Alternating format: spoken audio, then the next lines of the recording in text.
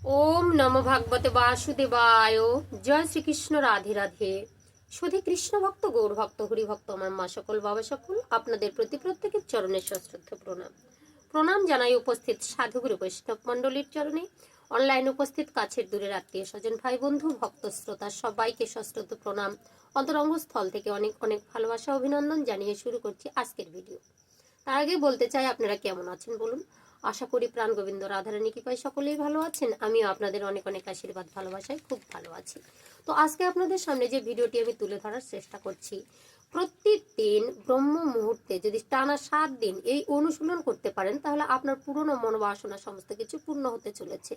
তো কি করতে হবে, কোন নিয়মে করতে হবে, আপনারা এই ভিডিওর মধ্যে দিয়ে পেয়ে যাচ্ছেন। তো আপনাদের কাছে অনুরোধ করবো, ভিডিওটি একদম স্কিপ না করে পুরো ভিডিও দেখুন। যদি ভিডিও দেখে আপনাদের ভালো লাগে, অবশ্যই চ্যানেলে লাইক শেয়ার কমেন্ট করে চ্যানেলটি সাবস্ক্রাইব করে পাশে থাকবেন এরকম নিত্য নতুন ভিডিও পাওয়ার জন্য। তো সত্যি কথা বলতে, আমার ভিডিওগুলো যেগুলো দিচ্ছি আপনাদের হয়তো কাজেও লাগছে, অনেকে অনেক রকম কমেন্টও করছেন। তো বাবা, একটা মানুষ কিন্তু সকলেরই ভালো হতে পারে না। তো সবারই মন যুগে হয়তো আমি চলতে পারছি না। সবার কাছে আমি অনুরোধ করব, এইভাবে আমাকে ভালোবাসুন, এরকম করে কমেন্ট করুন, আমি যেন এগিয়ে যেতে পারি। আপনাদের কাছে এরকম নিত্য নতুন ভিডিও কিন্তু আমি যেন এনে দিতে পারি। তো বিষয়টা কি? বিষয়টা একটি অনুশীলন বা ধ্যান প্রক্রিয়া, যেই ধ্যান যোগের মাধ্যম দিয়ে আমরা কিন্তু মনস্কামনা পূর্ণ করে নিতে পারি। প্রত্যেকদিন ব্রহ্ম মুহূর্তেই এটা করতে হবে। আগে আমাদেরকে জানতে হবে ব্রহ্ম মুহূর্তটা আসলে কি। তো আমাদের যে ব্রহ্ম মুহূর্ত হলো ভোরের সেই বিশেষ সময়কাল, যেটা 1 ঘন্টা 36 মিনিট পর্যন্ত বর্তমান থাকে। কেউ কেউ বলে ভোর 4টে থেকে সকাল 6টা পর্যন্ত এই সময়কাল শুরু হয়। এই বিষয়ে আমাদের আরো অন্যান্য যারা ব্যক্তি রয়েছেন নানা রকমের মতভেদ থাকবে, আর আমাদের সনাতনীদের মধ্যে মতভেদ থাকবে। কেউ বলে ভোর 3টা থেকে সকাল 6টা পর্যন্ত ব্রহ্ম মুহূর্ত ধরে, কেউ বলেন আবার সূর্য উদয়ের সে 48 মিনিট আগের পর্যন্ত সেই ব্রহ্ম মুহূর্ত ধরে। তো প্রাচীন গ্রন্থ অনুযায়ী রাতের প্রহরকে কিন্তু 4 ভাগে ভাগ করা হয়। যেমন একটি প্রথম কাল হচ্ছে রুদ্রকাল, দ্বিতীয় হচ্ছে রাক্ষসকাল, আর তৃতীয় হচ্ছে তোমার গন্ধর্বকাল, আর চতুর্থ হচ্ছে মনোহর কাল। এরই মধ্যে কিন্তু ব্রহ্ম মুহূর্ত রয়েছে। কখন রয়েছে আপনারা জানতে পারছেন। তো সন্ধে 6টা থেকে রাত্রি 9টা পর্যন্ত এই সময়কালকে বলা হয় তোমার হচ্ছে রুদ্রকাল। আর সন্ধে সেই রাত্রি 9টা থেকে রাত্রি 12টা পর্যন্ত এটাকে বলা হচ্ছে রাক্ষসকাল। তো এই সময় যদি সহবাস করা যায়, তাহলে কিন্তু সন্তান কিন্তু রাক্ষস বা নানা রকমের খারাপ সন্তান জন্ম নেয়। অনেকেই আমি যে জন্মবৃত্তান্ত যে ভিডিওটি দিয়েছি এর মধ্যে অনেক প্রশ্ন উঠে এসেছে, তারা কিন্তু বুঝতে পারে না। আমি বলছি প্রথম প্রহরে বা ব্রহ্ম মুহূর্তে সন্তান নেওয়ার কথা বলেছিলাম। তো যাই হোক, এই বিষয়টা নিয়ে আজকে কথা হচ্ছে না, কথা হচ্ছে প্রাণায়াম বা হচ্ছে ধ্যান প্রক্রিয়া নিয়ে। তো গন্ধর্ব কাল হচ্ছে রাত 12টা থেকে ভোর 3টে পর্যন্ত, আর মনোহর কাল ভোর 3টে থেকে 6টা পর্যন্ত। যে এই যে ব্রহ্ম মুহূর্ত, এই যে মনোহর কালের মধ্যেই কিন্তু এটা কিন্তু ধরা হয়। তো বিভিন্ন দেশে এই ব্রহ্ম মুহূর্ত সময়টা কিন্তু নির্দিষ্ট থাকে না। কারণ কি, বিভিন্ন দেশে যে হচ্ছে সূর্য উদয়টা কিন্তু নানান সময়ে হয়, যার জন্য আমাদের ব্রহ্ম মুহূর্ত কালটা কিন্তু মেলে না। তাই আমাদের প্রাচীন ঋষিরা বা নানান যোগীরা বা সাধকেরা বা সনাতন ধর্মের ব্যক্তিরা তারা কিন্তু নানা রকমের মতবাদ প্রকাশ করেন যে এই সময়টা নয় ওই সময়টা। কিন্তু প্রাচীন যে হচ্ছে শাস্ত্র অনুযায়ী কিন্তু যে কথাটা আমি বললাম মনোহর থেকে সেই তোমার হচ্ছে ব্রহ্ম মুহূর্ত কালটা, সেটাই কিন্তু ঠিক আমার মনে হয়। আপনাদের কি মত অবশ্যই জানাবেন। তো এই যে ব্রহ্ম জ্ঞানের হচ্ছে দেবত্ব, আর মুহূর্ত মানে সময়। সেই সময় জ্ঞান যে উপলব্ধি করার একটা সর্বশ্রেষ্ঠ সময়কাল সেই ব্রহ্ম মুহূর্ত। তো এই যে শাস্ত্রে এই সময়ের বিশেষ গুরুত্বের একটা উল্লেখ রয়েছে। এই সময় কি হয়, সমস্ত প্রকৃতির বাতাসটা কিন্তু বিশুদ্ধ থাকে, আর সমস্ত শক্তি বিশ্ব ব্রহ্মাণ্ডের মধ্যে নেমে আসে।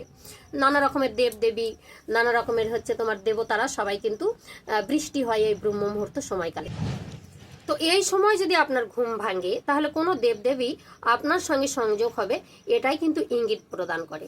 ঠিক আছে। তো এই যে ধ্যান শক্তি, এই সময় যদি আপনারা ধ্যান করেন, যোগা করেন, বা হচ্ছে প্রাণায়াম করেন, বা হচ্ছে মন্ত্রপাঠ করেন, বা হচ্ছে আপনার হচ্ছে মনে করেন যে ইষ্ট দেবতার নাম স্মরণ করেন বা জপ করেন, সমস্ত কিছু কিন্তু কার্যকারী হয়। আপনার শক্তি কিন্তু দ্বিগুণ হয়, মস্তিষ্ক সুস্থ থাকে, শরীরের নানা রকমের রোগ ব্যাধি সব কিন্তু দূরীভূত হয় এই ব্রহ্ম মুহূর্তের সময়কালে যে কোনো কিছু করলে। কারণ বিশ্ব ব্রহ্মাণ্ডের শক্তি তখন আপনার হাতের মুঠোয়। তো কাজটা কখন, আপনার কিন্তু ভোরবেলা উঠে সেই সময় যদি জব করতে চান বা যোগা করতে চান বা যে কোনো কিছু কথা না, যে রাত্রের যে শোবার যে কাপড়টা, সেটা কিন্তু বাসি কাপড়টাকে আপনাকে পরিত্যাগ করতে হবে। যে কোনো সময় একটা যে কোনো কিছুতে একটা নিয়ম রয়েছে, তো সেই নিয়ম অনুযায়ী যদি আমরা কাজ করতে পারি, তাহলে আবার আপনার মনের বাসনা কিন্তু পূর্ণ হবেই। এই সময়টা যে সাফল্যের একটা সিঁড়ি বলতে পারেন, যে বহুদিনের জীর্ণ কোনো কাজ আপনার পড়ে আছে, হয়তো হচ্ছেই না, সেই সাফল্যের চাবিকাঠি এই ব্রহ্ম মুহূর্ত সময়টাকে যদি আপনারা ধরতে পারেন, ধ্যান এই সময় করলে আপনার কার্যকারী হবে। আমরা অলসতার জন্য করি না, আমরা ভিডিও দেখে ভিডিও হয়ে গেছি। তো যদি আপনারা মন থেকে যদি এটা নিতে পারেন আর মন থেকে যদি করতে পারেন, অবশ্যই কার্য হবেই, এটা 100%। অনেক করেওছি আমি সফলতা পেয়েছি, তাই আপনাদের কাছে কিন্তু আমি এই কথাটা বলছি। তো এই সময় আপনাদেরকে অনুসরণ করতে হবে, মাত্র 7 দিন করতে হবে। তো 10 মিনিট পর্যন্ত যদি আপনার করেন, প্রত্যেকদিন 10 মিনিট এই পদ্ধতি যদি আপনারা করতে পারেন, তাহলে কিন্তু আপনার ফল হবেই।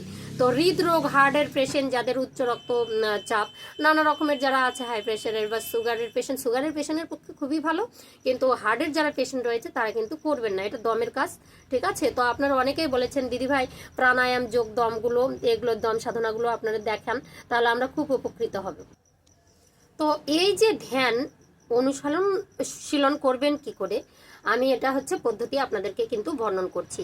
তো প্রথমে কি করতে হবে, আপনার একটি সুন্দর কক্ষ, যেখানে বিশুদ্ধ বাতাস প্রবাহিত হবে, সেরকম একটা কক্ষ নির্বাচন করুন। একদম শান্তশিষ্ট একটা পরিবেশ। কেউ কেউ আবার নদীর ধারে বা জঙ্গলের মধ্যে বা বনের মধ্যে পরিষ্কার জায়গা করে নিয়ে তারা কিন্তু ধ্যান অনুশীলন করেন। তো আমি বলবো নির্জন স্থানে এটা কিন্তু সব থেকে কার্যকারী হবে। তো আমি বলেছি বিছানা থেকে উঠে আপনারা এই সময়ে স্নান যদি করা সম্ভব হয় তাহলে করবেন, না হলে কাপড় চোপড় ছেড়ে নিয়ে বাসি মুখ ধুয়ে নেবেন, পরিষ্কার পরিচ্ছন্ন হবেন, ঢোলামোলা পোশাক পরবেন। পরে আপনারা কি করবেন, নির্জন স্থানে আপনারা বসবেন, চারিদিকে যেন আওয়াজটা কম থাকে, গাড়ি ঘোড়া কলকারখানা এইসব আওয়াজ থেকে আপনারা কিন্তু বিরত থাকবেন। তো মনটাকে একাগ্র করে নেবেন, একাগ্র চিত্তে সেখানে আপনারা আসন স্থাপন করবেন। আর মনটাকে আজ্ঞা চক্রে আপনি নির্ধারণ করবেন। আজ্ঞা চক্রকে কি, এই যে আমাদের যে টিপটা রয়েছে এই ভ্রু যুগলের মাঝখান জায়গাটা, এই জায়গাটা থেকে মনটাকে কিছুক্ষণ আপনার কিন্তু নিরুদ্ধ করতে হবে, মনটাকে সেই দিকে কিন্তু দৃষ্টি নিক্ষেপ করতে হবে।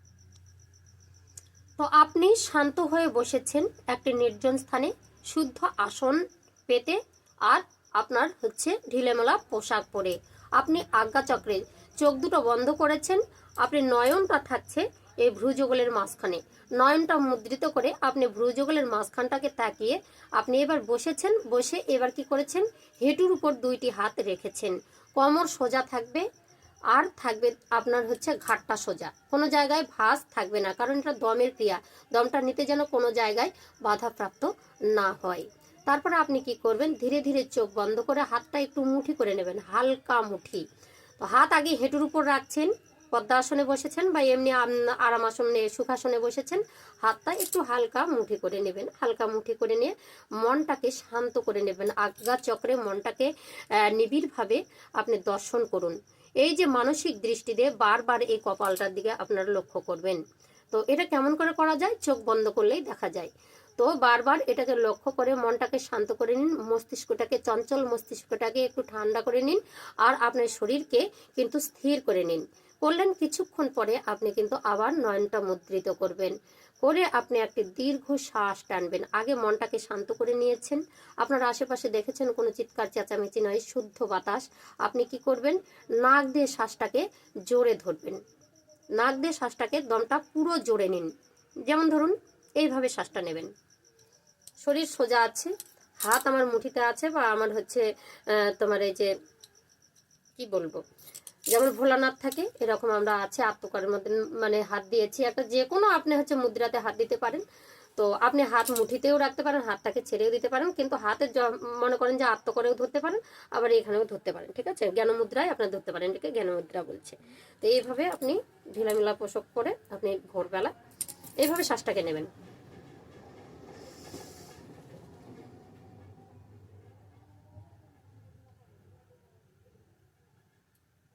যখন শ্বাসটা গ্রহণ করেছেন আপনার একটা চাপ অনুভূতি হবে, প্রাণবায়ুটাকে আপনি ধরে রাখবেন সেই সময়টা যতক্ষণ পারবেন, সে আপনি 10 সেকেন্ড, 20 সেকেন্ড বা 15 সেকেন্ডও করতে পারেন। সেই সময়ের মধ্যে নয়ন মুদ্রিত করে আজ্ঞা চক্রের মধ্যে আপনার ইষ্ট দেবতাকে স্মরণ করবেন। আপনার ইষ্ট দেবতা, আপনার গুরু, যে দেবতাকে আপনার রাধা গোবিন্দ, তাকে স্মরণ করবেন।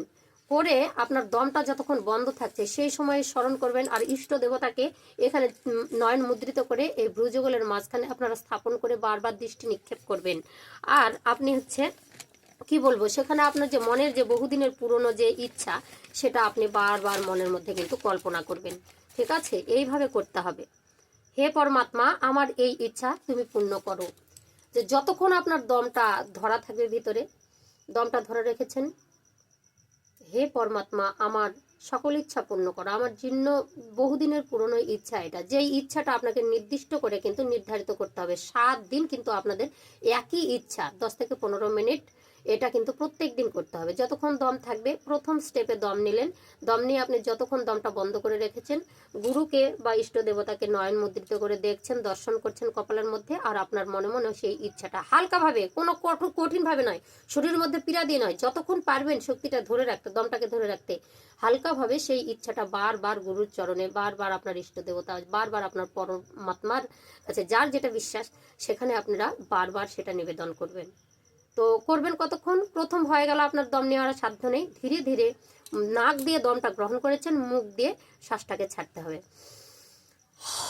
মুখটা দিয়ে শ্বাসটাকে ছাড়তে হবে। আবার প্রথম, এটা হচ্ছে তোমার প্রথম চক্রের কাজ হলো। এবার দ্বিতীয় চক্রের কাজ, আবার কিছুক্ষণ রেস্ট নিতে হবে, কারণ আপনার দম নিয়ে আপনি ক্লান্ত হয়ে গেছেন। তো কিছুক্ষণ আপনি আরামদায়কভাবে সেখানে শুয়ে পড়ুন, একটু কিছুক্ষণ মরার মতন শুয়ে পড়ুন। শুয়ে কিছুক্ষণ স্বাভাবিক শরীরের মধ্যে আবার ফিরে আসুন। এসে আবারও আগের মতো আবার সেইভাবে বসুন। বসে আবার নতুন করে আপনি শুরু করুন।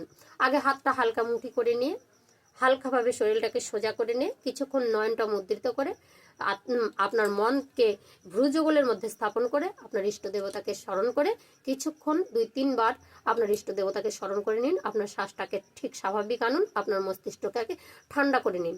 তারপর আপনি আবার দীর্ঘশ্বাস গ্রহণ করুন। কেমন করে?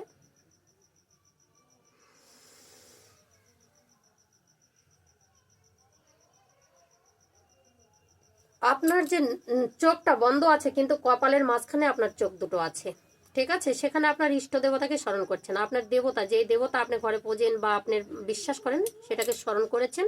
আর আপনার মনের ইচ্ছাটা তখন তার কাছে বারবার বলছেন, বারবার বলছেন। 15 মিনিট হোক, 15 সেকেন্ড হোক, 20 সেকেন্ড হোক, আপনি বারবার প্রতিবার আপনার মনের ইচ্ছাটা সেখানে আপনি নিবেদন করছেন। দ্বিতীয় স্টেপ গেল।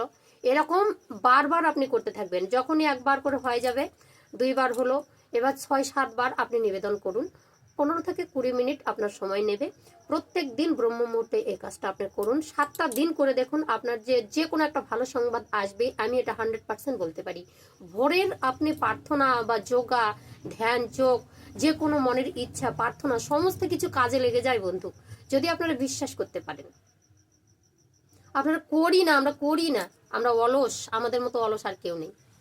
তো আপনারা প্রত্যেকদিন এইভাবে করুন। আপনার মনের ইচ্ছা, দীর্ঘদিনের মনের ইচ্ছা, আপনার ইষ্ট দেবতা, আপনার গুরুদেব, আপনার পরমাত্মা আপনার সঙ্গে সঙ্গে, মানে কিছুদিনের মধ্যেই আপনার কিন্তু পূরণ হবেই হবে, আমি এটা বলবো। দীর্ঘদিনের চাকরির আশা, এখন দেশে চাকরি নাই, কিন্তু আপনার কোনো না কোনো একটা ভালো তো কাজ আসবে। আপনার ছেলে মেয়ে বিয়ে হচ্ছে না বা একটা ঘর বাড়ি করতে পারছে না, দেখবেন সুসংবাদ আসবেই। সেই বিশ্ব বার্তা সেই ব্রহ্মাণ্ডকে জানাবে, সেই ব্রহ্মাণ্ড আপনার সঙ্গী হবে, আপনার সাথে থাকবে। সেই দেবদেবী আপনার কাছে যারা আছে, আপনাকে যারা জাগ্রত করে এই ব্রহ্ম মুহূর্তের মধ্যে আপনার সঙ্গে যারা সংযুক্ত হতে চায়, তারাই আপনার ইচ্ছা পূরণ করবেই। এটাই বললাম, আপনারা এইভাবে ধ্যানটা করুন, এইভাবে যোগটা করুন, দমের কাজটা করুন, আপনি অনেকটা শক্তিশালী হবেন আর ইচ্ছা পূরণ হবেই। তো যাই হোক, আজকের ভিডিওটা এই পর্যন্ত। আপনারা দেখতে থাকুন ভিডিও, এইভাবে অনুশীলন করুন। আর আমাকে যদি ভালো লাগে, আমার ভিডিও যদি ভালো লাগে, অবশ্যই চ্যানেলে লাইক, শেয়ার, কমেন্ট করে চ্যানেলটি সাবস্ক্রাইব করে পাশে থাকবেন। হরে কৃষ্ণ।